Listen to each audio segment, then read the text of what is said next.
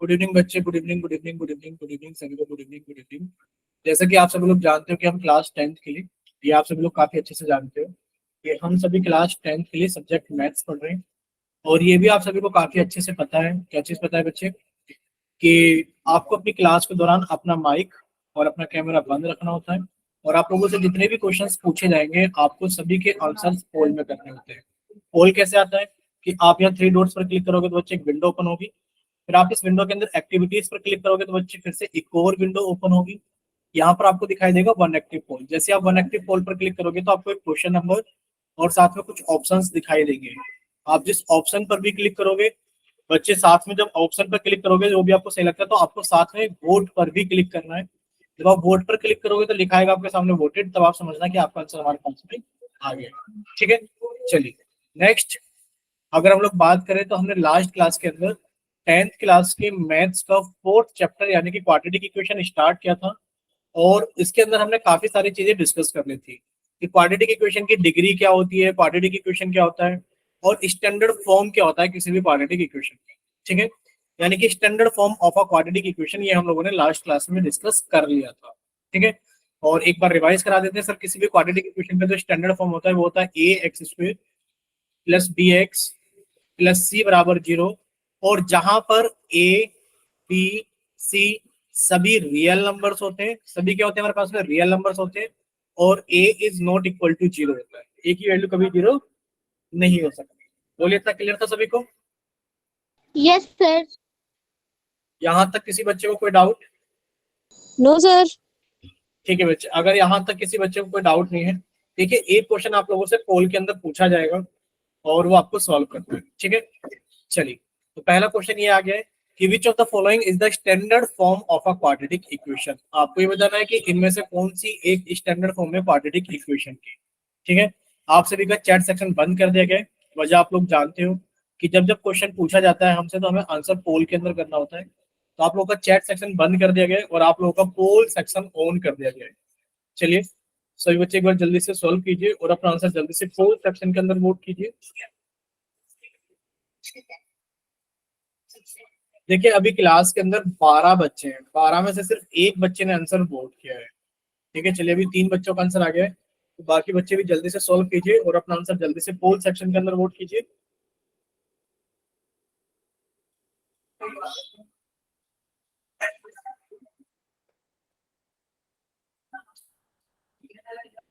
I have done sir. ठीक है बच्चे, 5 बच्चों का आंसर आ गया है। क्लास के अंदर अभी 12 बच्चे, 12 में से 5 बच्चों का आंसर आ गया है। अभी 7 बच्चे बाकी हैं, तो बाकी के बचे हुए बच्चे भी जल्दी से सॉल्व कीजिए और अपना आंसर जल्दी से पोल सेक्शन के अंदर वोट कीजिए। अभी 7 बच्चों का आंसर आ गया है, तो बाकी के बचे हुए 5 बच्चे भी जल्दी से सॉल्व कीजिए और अपना आंसर जल्दी से पोल सेक्शन के अंदर वोट कीजिए।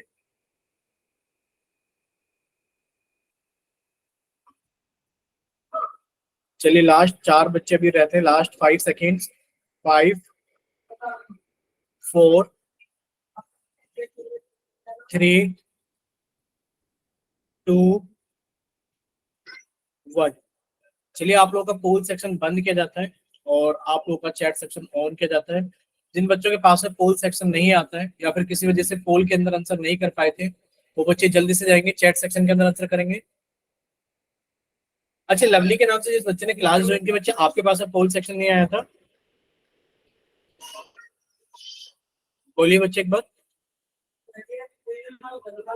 देखिए, आप लोग ट्राई क्या करो कि अगर आप लोग पोल के अंदर आंसर कर देते हो तो बच्चे आप लोग चैट सेक्शन के अंदर आंसर मत भेजना। ठीक है, चलिए अभी से बच्चे सामने देखेंगे स्क्रीन पर। देखिए, आप लोगों से पूछा जा रहा है कि निम्न में से कौन द्विघात समीकरण का मानक रूप है। Which of the following is the standard form of a quadratic equation. तो आप लोगों को अभी रिवाइज भी कराया गया था कि किसी क्वाड्रेटिक इक्वेशन का स्टैंडर्ड फॉर्म क्या होता है। वो होता है a x square plus b x plus c बराबर 0। और जहां पर ए की वैल्यू कभी भी 0 नहीं हो सकती। ये स्टैंडर्ड फॉर्म होती है किसी भी क्वाड्रेटिक इक्वेशन की। ठीक है, चलिए तो अभी हम लोग थोड़ा सा आगे चलते हैं।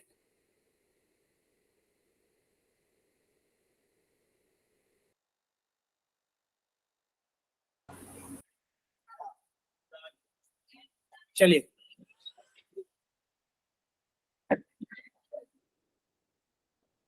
देखिए आज हम लोग पढ़ेंगे, सॉरी लास्ट क्लास के अंदर हम लोगों ने चीजें डिस्कस की थी कि स्टैंडर्ड फॉर्म क्या होती है किसी भी क्वाड्रेटिक इक्वेशन की। ठीक है, तो इसके अंदर हमारे कुछ क्वेश्चंस रह गए थे जो कि हमें पोल सेक्शन के अंदर किए बिना रह गए थे। अब हम लोग उनको आगे सॉल्व करेंगे और आगे चलेंगे। बोलिए, इतना क्लियर सभी को? कुछ क्वेश्चंस रह गए थे ना पोल Yes, में। sir. ठीक है, तो बच्चे नेक्स्ट क्वेश्चन आप लोगों के सामने ये है कि आप लोगों को बताना है कि मान लीजिए कोई भी इक्वेशन आपको सॉल्व करनी हो। ध्यान से सुनना आप लोग कि मान लीजिए आपको एक क्वाड्रेटिक इक्वेशन की फॉर्म में दे दी जाए कि कोई इक्वेशन ऐसे लिखी हुई है y+2 बराबर समथिंग लिखा हुआ है हमारे पास में। ठीक है, मान लेते हैं यहाँ पे लिख दिया हमने y+5 और आपसे पूछा जा रहा है कि आप पहले से स्टैंडर्ड फॉर्म के अंदर लिखिए और फिर आप इसमें a b c की वैल्यू निकाली तो आप लोग निकाल लोगे ना। बच्चे पहले आप लोग क्या करोगे, आप इसको सॉल्व करोगे। क्या करोगे? पहले आप हमेशा सॉल्व करोगे। y की मल्टीप्लाई y में करोगे तो कितना हो गया y²। फिर y की मल्टीप्लाई 2 में करोगे तो कितना हो गया हमारे पास है प्लस के 2y इजिकल्स टू y+5। फिर आप लोग क्या करोगे, आप y को इधर लेकर आए तो बच्चे कितना हो गया y² प्लस 2y, तो y इधर आ गया तो माइनस के y। अभी प्लस के 5 इधर आएंगे तो माइनस के 5 बराबर 0 हो गए। यानी कि इसको लिख सकते हैं y² प्लस y-5 बराबर 0। अगर आपसे पूछा जाए कि स्टैंडर्ड फॉर्म में लिखिए और एबीसी की वैल्यू बताइए तो आप इसे लिखोगे y² plus y plus bracket के अंदर आपने माइनस के 5 बराबर 0 लिखा। जब आप इसको कंपेयर करोगे ax² plus b x plus c बराबर 0 से बच्चे आपको नंबर्स मिल जाएंगे। ए की वैल्यू कितनी हो गई 1, बच्चे बी की वैल्यू कितनी हो गई हमारे पास है 1 और सी की वैल्यू कितनी हो गई -5। बोलिए इतना क्लियर सभी को? बोलिए बच्चे क्या इतना क्लियर है सभी को? प्लीज Yes, एक बार। sir. ठीक है, तो अब आप लोग प्लीज सॉल्व करना पहले अच्छे से। देखिए लास्ट क्लास में भी हमने देखा था कि बच्चे बिना सॉल्व करे आंसर देते हैं। तो एक रिक्वेस्ट है कि पहले आप लोग अच्छे से सॉल्व करना उसके बाद आंसर करना। ठीक है, चलिए तो बच्चे ये रहा आपके पास में क्वेश्चन नंबर 6। आप लोग पहले इसको सॉल्व करें और सॉल्व करने के बाद में अपना आंसर पोल सेक्शन के अंदर वोट करें। ठीक है, सभी के चैट सेक्शन बंद कर दिए गए। वजह क्या है, आप सभी लोग जानते हो कि सर जब क्वेश्चन पूछा जाता है तो हमें पोल सेक्शन के अंदर आंसर करना होता है। ठीक है, अभी क्लास के अंदर 13 बच्चे हैं, तो 13 में से देखते हैं कितने बच्चे जल्दी बच्चे सॉल्व करे बिना आंसर नहीं दे रहा है, ये याद रखें। ठीक है, सॉल्व करे बिना आंसर नहीं देना है, पहले सॉल्व करना उसके बाद में आंसर करना। आपसे पूछा जा रहा है, क्या पूछा जा रहा है हम एक बार समझा देते हैं। राइट एक्स, ब्रैकेट के अंदर लिखा है 2x-3 बराबर x plus 5 in the form of ax² plus bx plus c बराबर 0 and mention the value of a b c। आपको इसको सॉल्व करना है, फिर आपको इसको ax² plus bx plus c के साथ कंपेयर करना है और a b c की वैल्यू बतानी है क्या क्या होगी। ठीक है, कीजिए सॉल्व।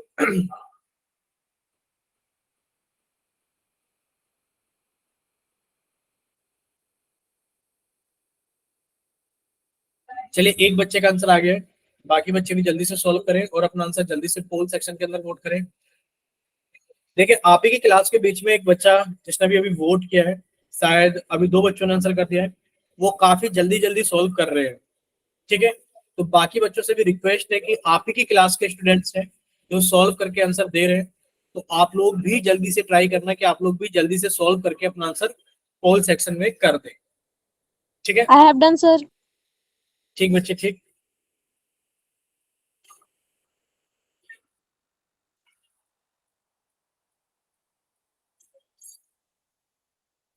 चलिए अभी 3 बच्चों का आंसर आ गया है, क्लास के अंदर 14 बच्चे, अभी 11 बच्चे बाकी हैं, तो बाकी के बच्चे भी जल्दी से सॉल्व करें और अपना आंसर जरूर पोल सेक्शन के अंदर जल्दी से वोट करें। ठीक है, सभी को करना है सॉल्व। पिछली बार 2-3 बच्चों ने नहीं किया था, तो इस बार सभी बच्चों को सॉल्व करना है और अपना आंसर जल्दी से पोल सेक्शन के अंदर वोट भी करना है।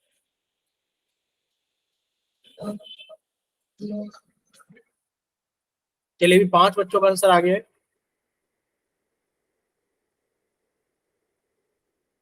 6 बच्चों का आंसर आ गया है,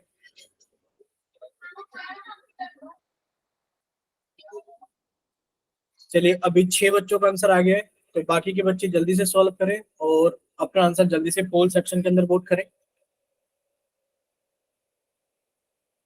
चलिए अभी 8 बच्चों का आंसर आ गया है, 9 बच्चों का आंसर आ गया है। लास्ट 5 सेकेंड्स, लास्ट 5 सेकेंड्स, 5 4 3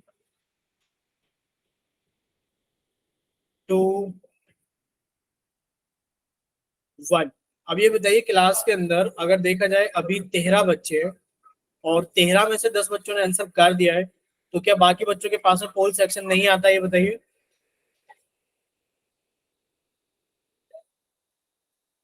चलिए, तो अभी हमने आपका पोल सेक्शन बंद कर दिया है और चैट सेक्शन ऑन कर दिया है।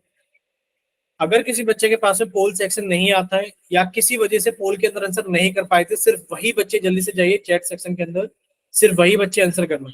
ठीक है, सिर्फ वही बच्चे।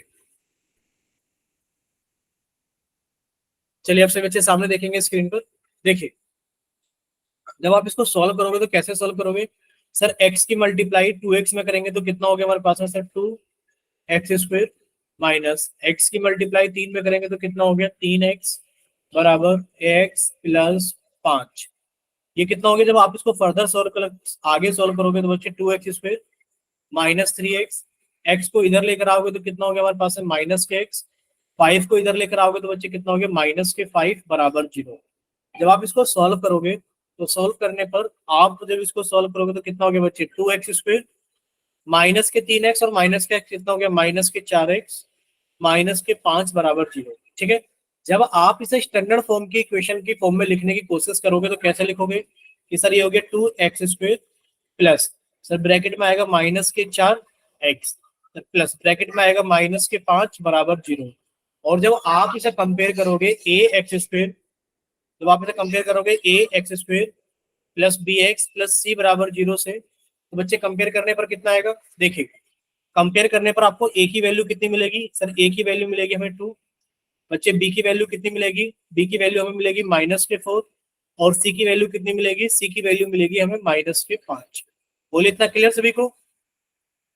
अब कहां पर है c की वैल्यू माइनस के 5? सर एक तो a ऑप्शन में और एक c ऑप्शन में। बच्चे b की वैल्यू माइनस के 4 चाहिए तो वो b ऑप्शन में। बोले इतना क्लियर सभी को? सॉरी, तो वो c ऑप्शन में। इसका c ऑप्शन सही है। ठीक, यहां तक किसी बच्चे को कोई डाउट? देखिए, अगर किसी बच्चे को कोई डाउट है तो प्लीज एक रिक्वेस्ट है कि आप लोग अपना माइक ओपन करके साथ के साथ पूछ लीजिए। किसी को कोई डाउट तो नहीं है? ठीक है, अगर डाउट नहीं है तो बच्चे हम लोग आगे चलते हैं। और प्लीज एक रिक्वेस्ट है सभी से कि क्लास के अंदर कुछ बच्चे अभी भी बिना सॉल्व करे आंसर कर रहे हैं। ठीक है, तो प्लीज आप लोग सॉल्व करने के बाद ही आंसर कीजिए। ऐसे गलत करने से कोई फायदा नहीं होगा, क्योंकि अभी भी क्लास के अंदर कुछ बच्चों का गलत था। ठीक है, चलिए नेक्स्ट देखिए बच्चे। नेक्स्ट क्वेश्चन नंबर 7 आप लोगों के सामने ये रहा। Which of the following is a quadratic equation? पूछा जा रहा है ये बताइए इनमें से कौन सी एक क्वाड्रेटिक इक्वेशन है। आप लोगों को चैट सेक्शन बंद कर दिया गया है और आप लोगों के लिए पोल सेक्शन ऑन कर दिया गया है क्वेश्चन नंबर 7 के लिए। ठीक है, तो जल्दी से सॉल्व कीजिए और अपना आंसर जल्दी से पोल सेक्शन के अंदर वोट कीजिए।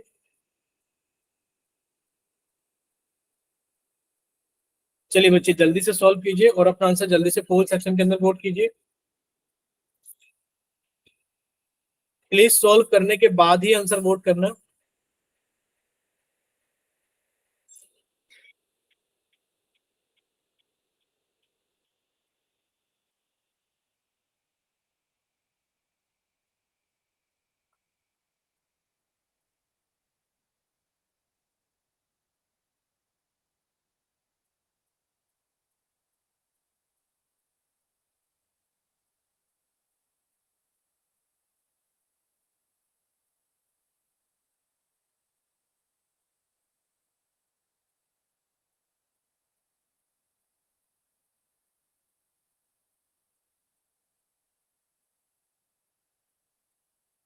चलिए बच्चे, जल्दी से सॉल्व कीजिए और अपना आंसर जल्दी से पोल सेक्शन के अंदर वोट कीजिए। अभी तक सिर्फ एक ही बच्चे ने अपना आंसर वोट किया है,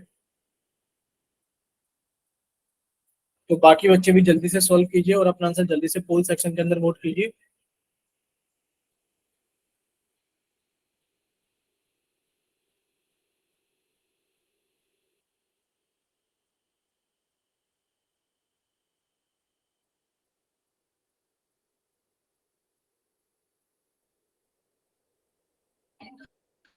चलिए, अभी 3 बच्चों का आंसर आ गया है, तो बाकी के बच्चे भी जल्दी से सॉल्व कीजिए और अपना आंसर जल्दी से पोल सेक्शन के अंदर वोट कीजिए।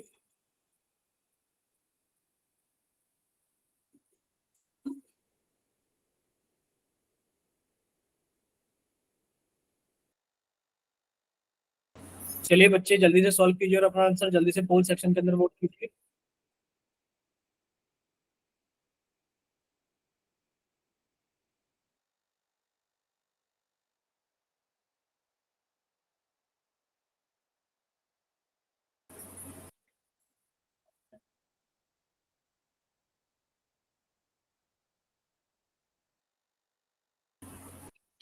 बच्चे अभी तक 6 बच्चों ने आंसर किया है क्लास के अंदर, अभी 14 यानी कि 14 बच्चे हैं, 14 में से 7 बच्चों ने आंसर कर दिया है। बाकी के 7 बच्चे भी जल्दी से सॉल्व करें और अपना आंसर जल्दी से पोल सेक्शन के अंदर वोट करें।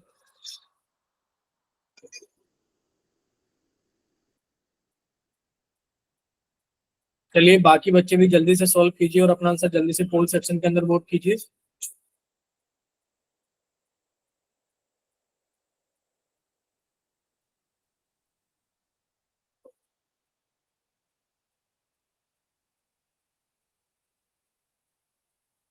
भाई आप लोग आंसर नहीं कर रहे, बहुत आसान सा क्वेश्चन है। Which of the following is a quadratic equation, इनमें से कौन सी इक्वेशन क्वाड्रेटिक इक्वेशन है। लास्ट क्लास में क्वेश्चंस किए थे कि बिना सॉल्व करे आप लोग नहीं बता पाओगे कि कौन सी इक्वेशन क्वाड्रेटिक इक्वेशन है। ठीक है, तो प्लीज सॉल्व कीजिए और अपना आंसर जल्दी से पोल सेक्शन के अंदर वोट कीजिए। Last 5 seconds, 5। सर मैं सॉल्व कर रही हूँ, थोड़ी देर हाँ रुक जाओ। बिल्कुल बिल्कुल बिल्कुल सॉल्व कीजिए, जब आपका आंसर वोट हो जाए तो बता दें। बाकी बच्चे भी जल्दी से आंसर कीजिए। अच्छा कितने ऑप्शन सॉल्व करने हैं आपको ये बताइए। योगेश सैनी के नाम से जिस बच्चे ने क्लास ज्वाइन की है, क्या आप सी और देखो सी और डी तो सॉल्व नहीं करने, सॉल्व तो आपको ए और बी करना है। तो इतना टाइम तो इफ सफिशिएंट था, आप लोग सॉल्व कर पाते इतने टाइम में दोनों ऑप्शंस को।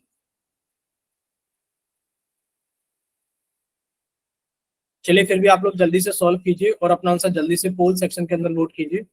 Last 5 seconds, 5, 4, 3, 2, 1। बच्चे हो गया आपका, योगेश सैनी के नाम से पोल में वोट हो गया आपका, नहीं हुआ? सर हो गया। ठीक है, तो चलिए आप लोगों का पोल सेक्शन बंद किया जाता है और आप लोगों के लिए चैट सेक्शन ऑन किया जाता है। अगर किसी बच्चे के पास में पोल सेक्शन नहीं आता है या किसी वजह से पोल के अंदर आंसर नहीं कर पाए थे, तभी आप लोग चैट सेक्शन के अंदर आंसर भेजना। ठीक है, आपने अगर पोल में आंसर भेज दिया तो चैट में आंसर भेजने की कोई जरूरत नहीं है। चलिए से बच्चे सामने देख रहे हैं स्क्रीन के ऊपर, आपसे पूछा गया था which of the following is a quadratic equation. और आप लोग जानते हैं क्वाड्रेटिक इक्वेशन क्या होती है। सर जिसकी डिग्री कितनी हो, सर क्वाड्रेटिक इक्वेशन होती है जिसकी डिग्री कितनी हो हमारे पास में 2। और डिग्री क्या होती है, सर जो हमारे पास में हाईएस्ट पावर है, जो हमारे पास में हाईएस्ट हाईएस्ट पावर है, कौन सी, हाईएस्ट पावर ऑफ वेरिएबल, वो कितनी होनी चाहिए, हाईएस्ट पावर वेरिएबल की हमारे पास में 2 होनी चाहिए। देखिए सी तो हमारा आंसर नहीं हो सकता, इसका जो वेरिएबल है इसके अंदर हाईएस्ट पावर 1 है, या फिर ये कहो कि ये कट ही जाएगा वेरिएबल और ये वैल्यू भी इनवैलिड है। ठीक है, तो आप नहीं कह सकते कि ये कोई इक्वेशन है, तो सी ऑप्शन तो हमारा आंसर नहीं हो सकता। अगर हम लोग बी की बात करें तो बच्चे बी को देखोगे तो कितना लिखा है सर, x+2 बराबर x-2 का स्क्वायर। जब आप इसको सॉल्व करोगे तो बच्चे कितना हो जाएगा, a-b का square a square plus b square यानी कि 2 का स्क्वायर 4 -2ab। और इधर कितना लिखा हुआ था पहले से x+2। जब आप इसको फर्दर सॉल्व करोगे x+2 बराबर ये कितना आ गया, x की पावर 2 +4 -4x। बच्चे जब आप इसको और आगे सॉल्व करोगे तो आप x को इधर ले जाओगे, तो आप इधर ले जाओगे 2 को, तो सॉल्व करने पर देखोगे तो सर जो चर है x की मैक्सिमम पावर कितनी रहेगी हमारे पास में, 2। और जब x की यानी कि वेरिएबल की मैक्सिमम पावर 2 है तो आप बड़ी आसानी से कह दोगे कि सर ये क्वाड्रेटिक इक्वेशन है। बोलिए इतना क्लियर सभी को कि सर सोल्व करने पे ये क्वाड्रेटिक इक्वेशन आ रहा है, option number B. Yes sir. ठीक है, ठीक है। अगर आप ऑप्शन नंबर ए को देखोगे तो बच्चे ऑप्शन नंबर ए में देखिए यहाँ पर लिखा है x+2 का स्क्वायर, कितना हो गया वो, x स्क्वायर प्लस 2 का स्क्वायर 4 +2ab, ये कितना हो गया 4x बराबर। बच्चे कितना हो गया, a-b का स्क्वायर यानी कि a square plus b square -2ab। बच्चे कट जाएगा। अब आपके पास में जो x है वेरिएबल, उसकी मैक्सिमम पावर कितनी है, सिर्फ 1 है। बोलिए इतना क्लियर सभी को, तो ये भी हमारे पास में क्वाड्रेटिक इक्वेशन नहीं है। तो 20 का ऑप्शन सही है इस सॉल्व करने पे ये क्वाड्रेटिक इक्वेशन आ रही है। बोले क्लियर? सर मेरा करेक्ट था। ठीक है, चलिए बच्चे नेक्स्ट। यानी कि बस हमें ये देखना होता है, अगर हमसे पूछा जाए बताइए में से कौन सी क्वाड्रेटिक इक्वेशन है कौन सी नहीं है, तो बच्चे क्वाड्रेटिक इक्वेशन देखने के लिए बस आपको उसको सॉल्व करना है। सॉल्व करने के बाद में वेरिएबल की मैक्सिमम पावर हमारे पास में 2 बचनी चाहिए। ठीक है, आप लोग इसको एक ही बार में भी सॉल्व कर सकते थे, सब देखने में पता लग रही है कि सर यहाँ पर तो मैक्सिमम पावर 1 है, ये हमारा आंसर नहीं हो सकता। सर देखिए यहाँ पर जब ओपन करेंगे तो पहली टर्म एक्स स्क्वायर आएगी। सर यहाँ पर भी जब ओपन करेंगे पहली टर्म एक्स स्क्वायर आएगी, वो कट जाएगी, यानी कि सर इसमें भी एक्स स्क्वायर की टर्म कहीं और बचेगी नहीं, तो ये भी हमारा क्वाड्रेटिक इक्वेशन नहीं हो सकता। सर देखिए यहाँ पर स्क्वायर करने पर हमारे पास में जब ओपन होगा तो एक्स की पावर 2 आएगी, जो किसी से कट भी नहीं रही होगी, तो सर यहाँ पर एक्स की पावर 2 आएगी, जिसकी वजह से हमारे पास में क्वाड्रेटिक इक्वेशन बन जाए। ठीक है, चलिए आगे नेक्स्ट क्वेश्चन फिर से सॉल्व ही करना है। पूछा जा रहा है कि क्या ये एक क्वाड्रेटिक इक्वेशन है, कि क्या ये एक क्वाड्रेटिक इक्वेशन है। तो बच्चे आप लोगों का चैट सेक्शन बंद कर दिया गया है और आप लोगों का पोल सेक्शन ऑन कर दिया गया है। ठीक है, क्वेश्चन नंबर 8 आप लोगों का पोल सेक्शन के अंदर ऑन कर दिया गया है। प्लीज सॉल्व करना, उसके बाद आंसर बताना पोल सेक्शन के अंदर।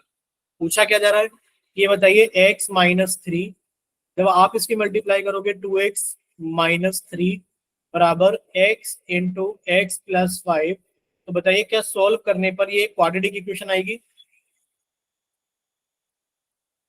ठीक है, सॉल्व करना है सभी को, सॉल्व करने के बाद अपना आंसर पोल सेक्शन के अंदर वोट करें। सॉल्व कीजिए, सॉल्व करने के बाद में अपना आंसर पोल सेक्शन के अंदर वोट कीजिए। चलिए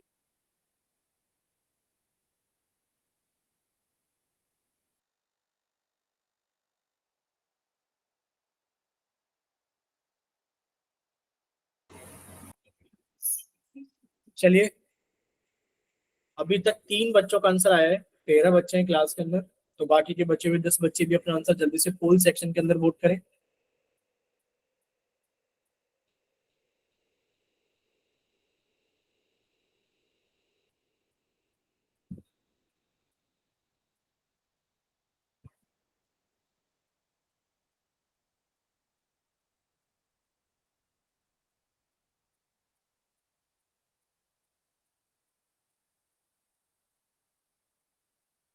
I have done, sir. ठीक है बच्चे, 5 बच्चों का आंसर आ गया है, बाकी बच्चे भी जल्दी से सॉल्व करें, 5 बच्चे बाकी हैं, सॉरी 13 बच्चे, 5 6। ठीक है, तो बाकी के बच्चे भी सॉल्व कीजिए और अपना आंसर जल्दी से पोल सेक्शन के अंदर वोट कीजिए। 9 बच्चों का आंसर आ गया, 4 बच्चे बाकी हैं, लास्ट 5 सेकेंड्स, 5 4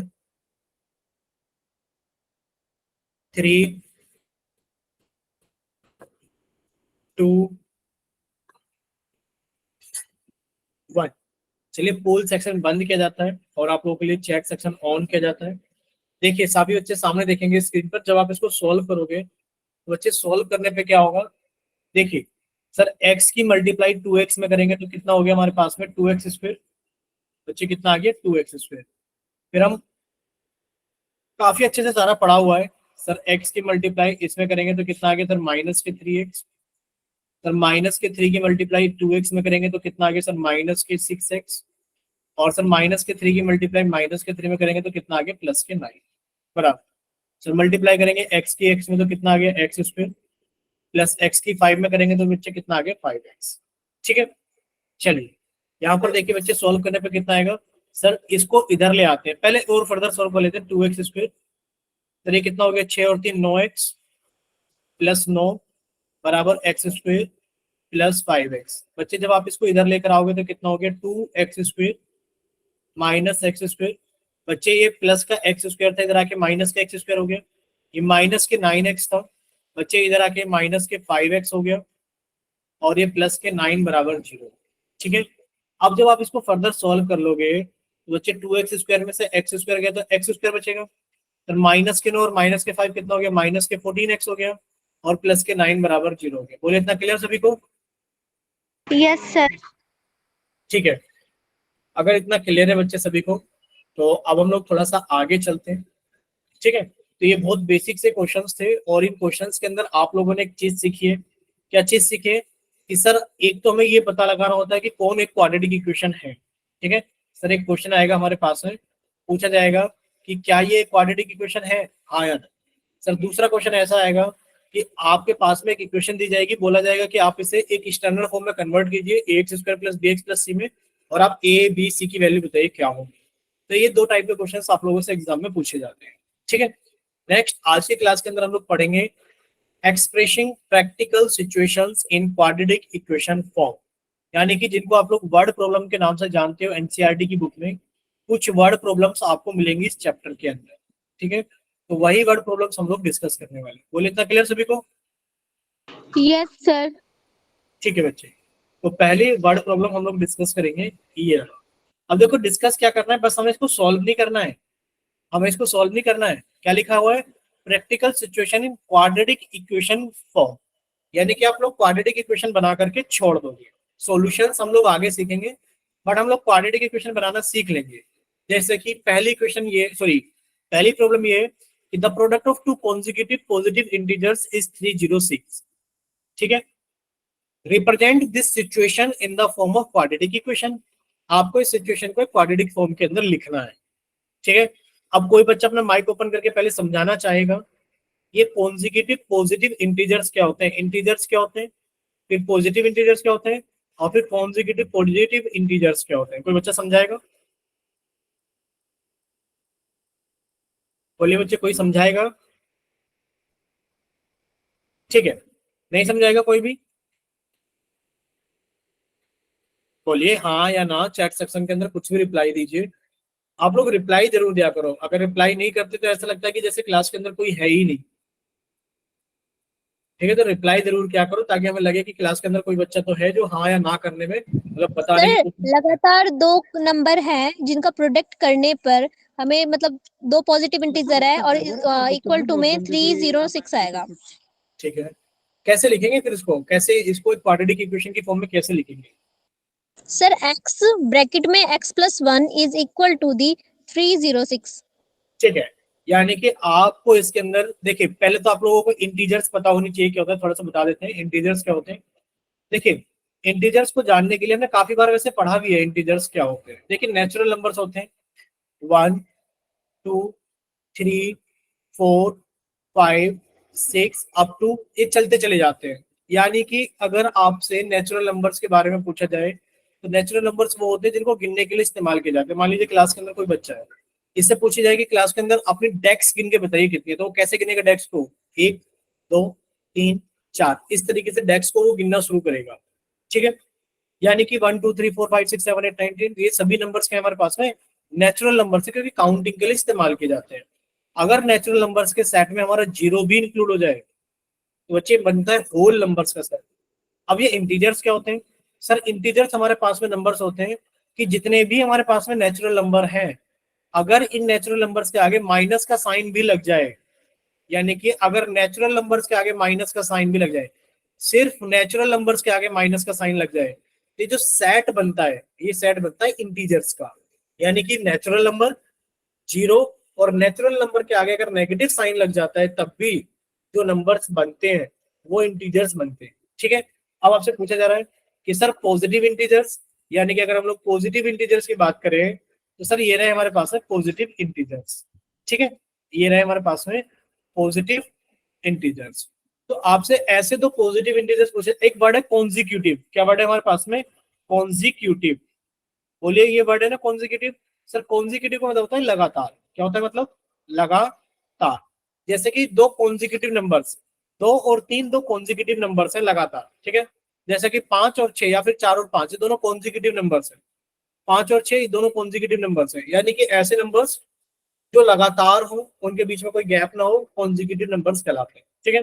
अब देखिए क्वेश्चन क्या था, the product of two consecutive positive integers is 306। तो आपने कहा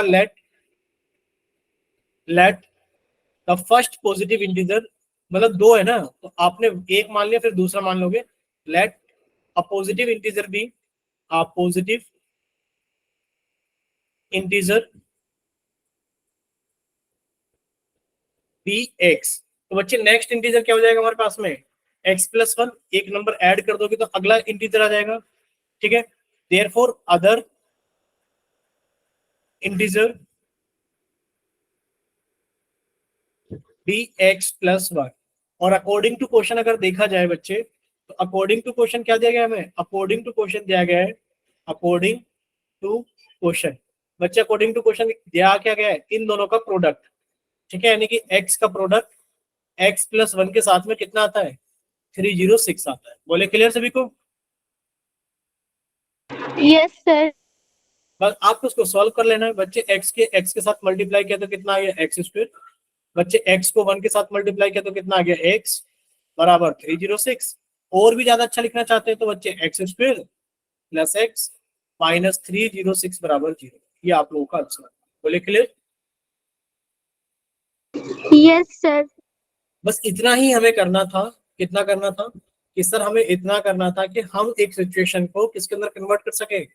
एक क्वाड्रेटिक इक्वेशन के अंदर कन्वर्ट कर सके। अभी हम सॉल्यूशन नहीं करेंगे क्वाड्रेटिक इक्वेशंस के, हम लोग इनको आगे सोल्व करेंगे।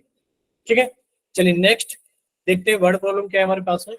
बच्चे नेक्स्ट वर्ड प्रॉब्लम ये है हमारे पास में, एग्जांपल नंबर 2, कि अ train covers a distance of 480 kilometre at the same speed. ठीक है, if its speed were 8 kilometer per hour less, it would have taken 3 hours more to cover the same distance. Represent this situation in the form of quadratic equation. एक train है, यहाँ पर at the same speed नहीं, at a certain speed आएगा, at a certain speed. ठीक है, अ train covers a distance of 480 kilometre at the certain speed. यानी कि एक ट्रेन है जो कि 480 किलोमीटर दूर जाती है किसी एक सर्टेन स्पीड से। अगर इसकी speed, if it's speed were 8 kilometre per hour less, अगर इसकी स्पीड 8 किलोमीटर प्रति घंटे कम होती, it would take 3 hours more to cover the same distance. तो उसको 480 किलोमीटर जाने में 3 घंटे ज्यादा लगते। कितने घंटे ज्यादा लगते? 3 घंटे ज्यादा लगते। Represent this situation in the form of quadratic equation. आपको इस सिचुएशन को मतलब कन्वर्ट करना है क्वाड्रेटिक इक्वेशन की फॉर्म में। बताइए, कोई बच्चा माइक ओपन करके बताएगा कि कैसे करेंगे हम लोग इसको। सिर्फ आप लोगों को कोशिश करनी है, वही चीज हम बता रहे हैं। देखिए, एक फॉर्मूला आप लोग पढ़कर आते हैं। क्या फॉर्मूला पढ़कर आते हैं? सर एक चैप्टर होता है time distance and speed. Time distance and speed. बच्चे एक चैप्टर होता है हमारे पास में TDS, time distance and speed. इसके अंदर हम लोग फॉर्मूला पढ़कर आते हैं कि जो डिस्टेंस होती है हमारे पास में कितनी होती है बच्चे? डिस्टेंस बराबर स्पीड इनटू टाइम। ठीक है, अगर आप इस फॉर्मूले से स्पीड निकालोगे तो बच्चे स्पीड कितनी हो जाएगी? सर स्पीड हो जाएगी डिस्टेंस अपॉन टाइम। स्पीड कितनी हो जाएगी? Distance upon time. और अगर बच्चे आप इस फॉर्मूले से, अगर आप इस फॉर्मूले से टाइम निकालोगे तो बच्चे टाइम कितना हो जाएगा? सर टाइम हो जाएगा डिस्टेंस अपॉन स्पीड। बोले इतना क्लियर सभी को?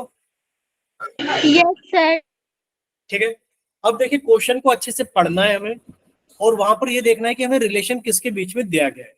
हमें दिया गया है कि पहले कुछ टाइम लगता था, लेकिन पर बाद में 3 घंटे ज्यादा लगते थे। बाद में कितने घंटे ज्यादा लगते थे? 3 घंटे। क्या पहले का टाइम आपको पता है? नहीं पता। क्या बाद का टाइम आपको पता है? नहीं पता। लेकिन पर इतना जरूर पता है कि पहले मान लो अगर 5 घंटे लगते थे बच्चे, अभी कितने घंटे लगते हैं? अभी 8 घंटे लगते हैं। बोलो ऐसा है कि नहीं? क्यों? क्योंकि सर 3 घंटे ज्यादा लगते हैं। कितने घंटे ज्यादा लगते हैं? 3 घंटे ज्यादा लगते हैं। बोले इतना क्लियर? बोलिए बच्चे इतना क्लियर? Yes sir. ठीक है, अगर इतना क्लियर है तो अब आप लोग ट्राई कर सकते हो कि सर इसको कैसे कन्वर्ट करें। आप लोगों को थोड़ा सा हिंट दे दिया गया है हमारी तरफ से, बाकी आप लोग ट्राई कीजिए 1-2 मिनट में। अगर किसी बच्चे का होता है तो प्लीज अपना माइक ओपन करके बताना, नहीं भी होता है तब भी करेंगे तो हम लोग हैं। और आप लोग एक बार ट्राई कर लीजिए अपनी तरफ से।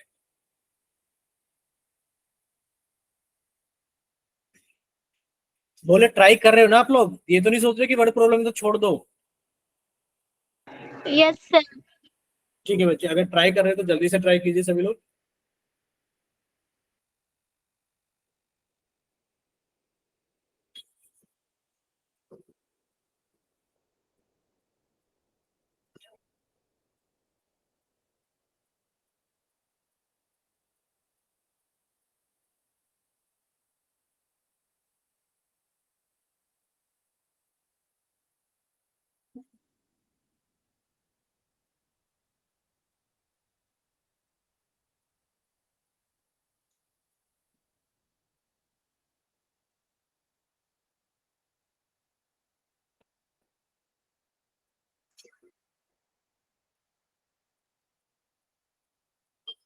चलिए बच्चे, हुआ किसी का सॉल्व बताइए।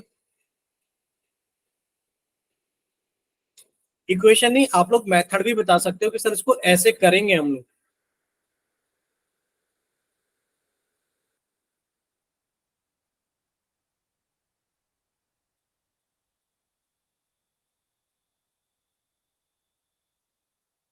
बोलिए, कोई कर रहा है क्या सॉल्व?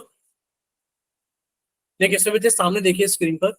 वर्ड प्रॉब्लम्स में आप लोगों को थोड़ा टाइम लगेगा, बट आप लोग धीरे धीरे सीख जाओगे। देखिए, अ train covers a distance of 480 kilometre at the certain speed. क्या आपको स्पीड पता है? ये बताइए, क्या आपको स्पीड पता है? नहीं पता। क्या आपको डिस्टेंस पता है? पता है। सर अगर मुझे डिस्टेंस पता है, अगर मुझे स्पीड पता होती, तो सर आपने भी एक फॉर्मूला बताया था कि मैं डिस्टेंस को स्पीड से भाग कर दूंगा तो मेरे पास में टाइम आ जाए। ठीक। सर मेरे को फिर से उतना ही डिस्टेंस जाना है जितना पहले गया था, यानी कि सर अगली बार मुझे फिर से डिस्टेंस पता है। सर अगली बार मुझे फिर से क्या पता है? स्पीड पता है। If it speed were 8 kilometre per hour less, question तो हो गया। बच्चे आपको स्पीड ही मान लेनी चाहिए कि the speed of the train let the speed of the train be x kilometre per hour. बोले इतना क्लियर सभी को कि आपने ट्रेन की स्पीड कितनी मान ली है? x kilometre per our. ठीक है। अब आप ये देखिए, अगर ट्रेन 480 किलोमीटर जाती है x की स्पीड से, तो बताइए ट्रेन को कितना टाइम लगता है?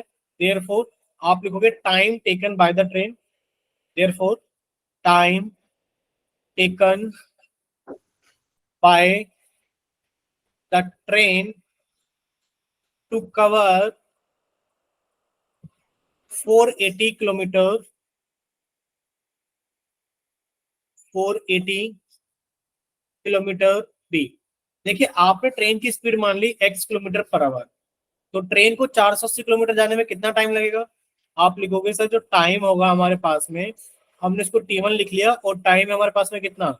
480 बटा x, यानी कि डिस्टेंस अपॉन स्पीड। बोले इतना क्लियर सभी को?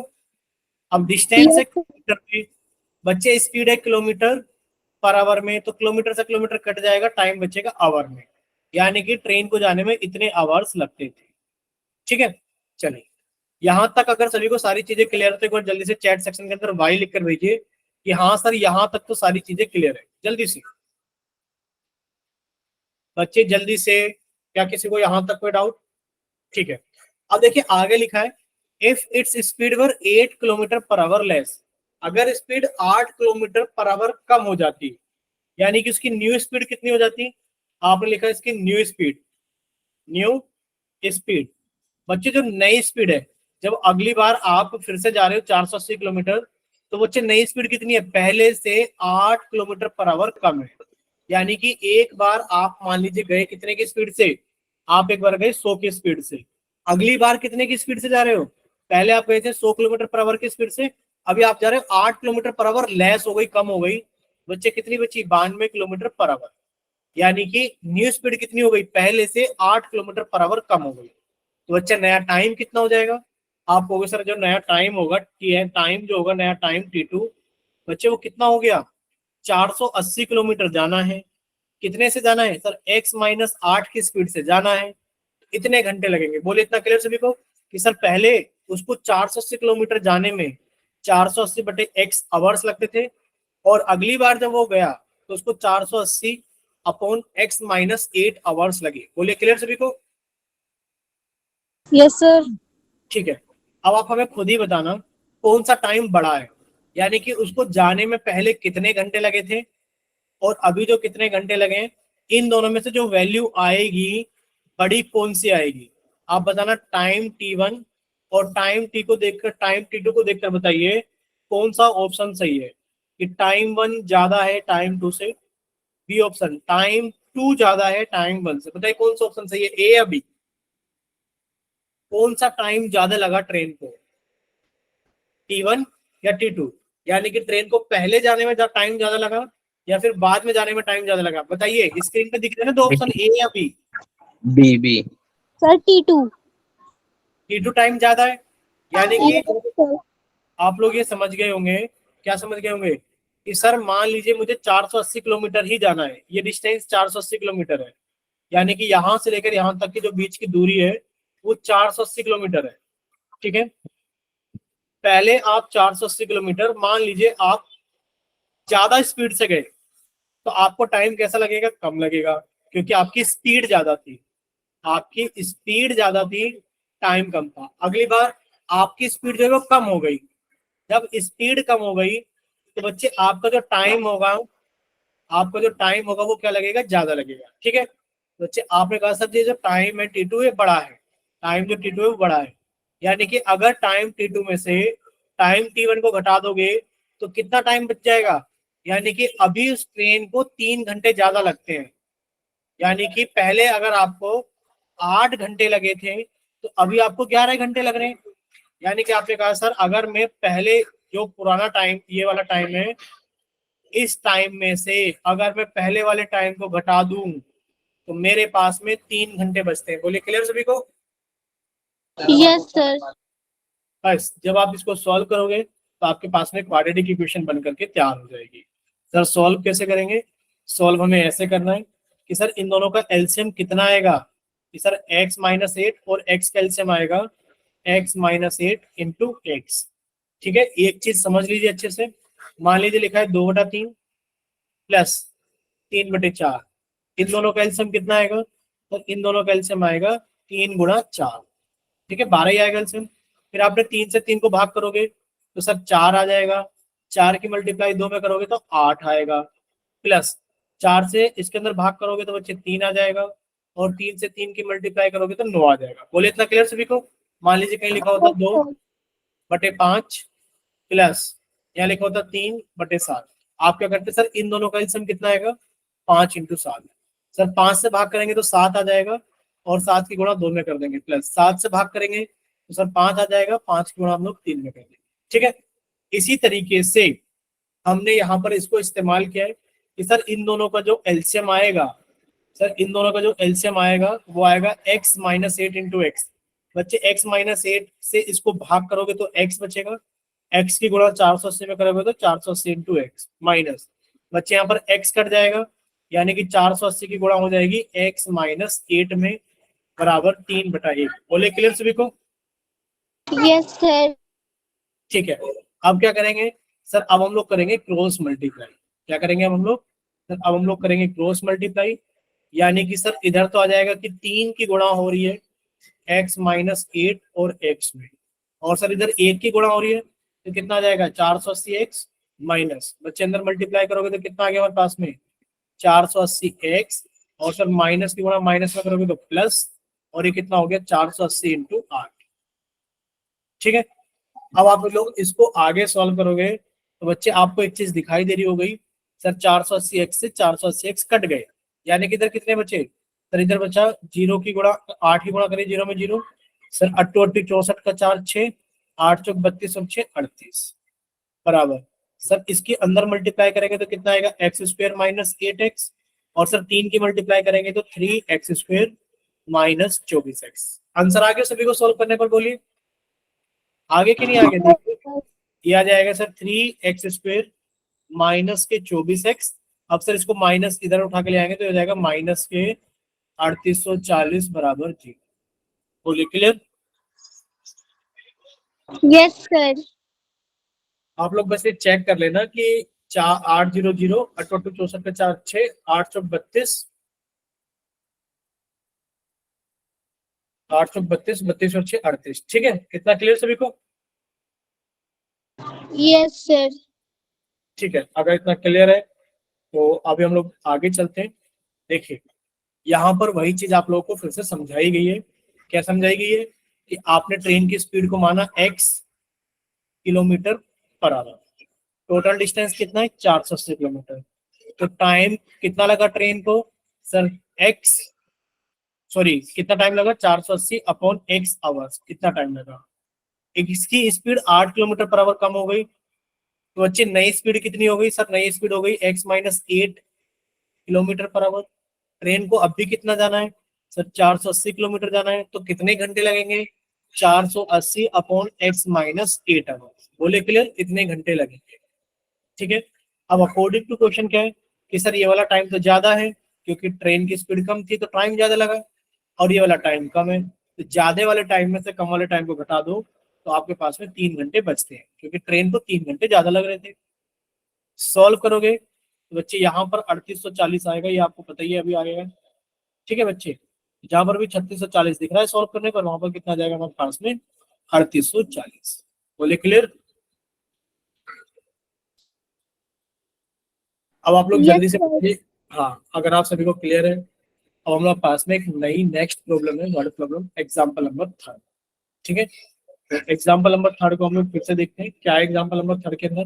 देखिए बच्चे, एग्जाम्पल नंबर 3 के अंदर ये है कि Rohan's mother is 26 years older than him, यानी कि जो रोहन की मदर की एज है वो रोहन की एज से 26 years ज्यादा है।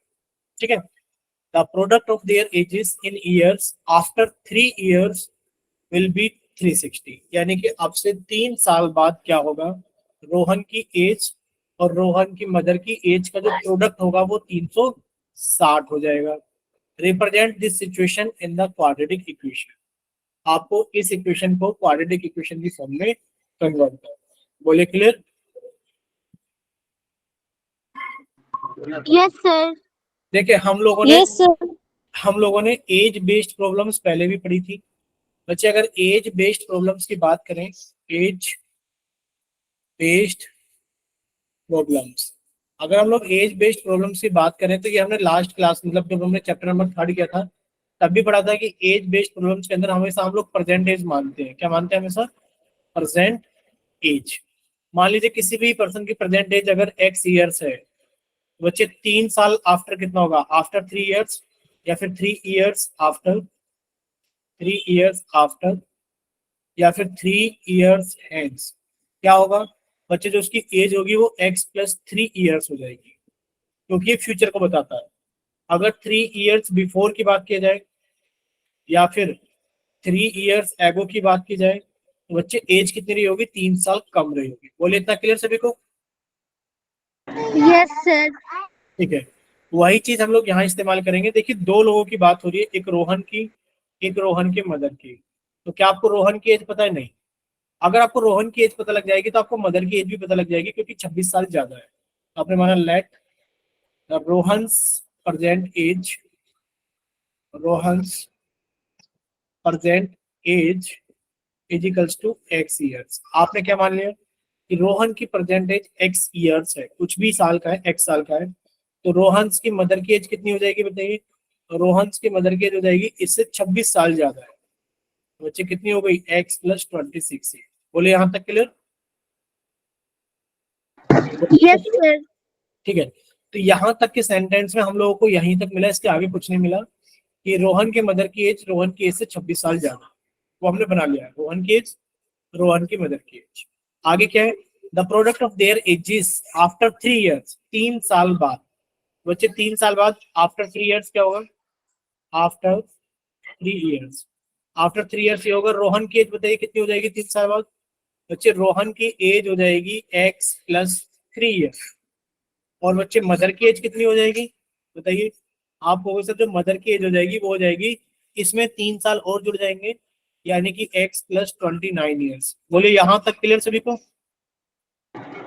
Yes sir. तो किसी बच्चे को कोई डाउट यहाँ तक? बस यही लिखा है कि the product of their ages is 360, यानी कि 3 साल बाद उनके एजेस का जो प्रोडक्ट है वो 360 हो जाएगा। कर दो प्रोडक्ट, यानी कि अगर अगर अकॉर्डिंग टू क्वेश्चन देखा जाए तो जब आप x+3 की मल्टीप्लाई x+29 में करेंगे तो कितना आ जाएगा? 360 आ जाएगा। ये अकॉर्डिंग टू क्वेश्चन है।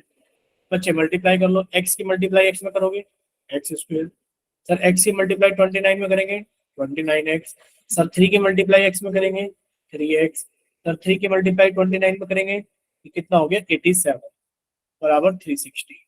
अब ये कितना हो गया सर? x², 29+3 कितना हो गया? 32x।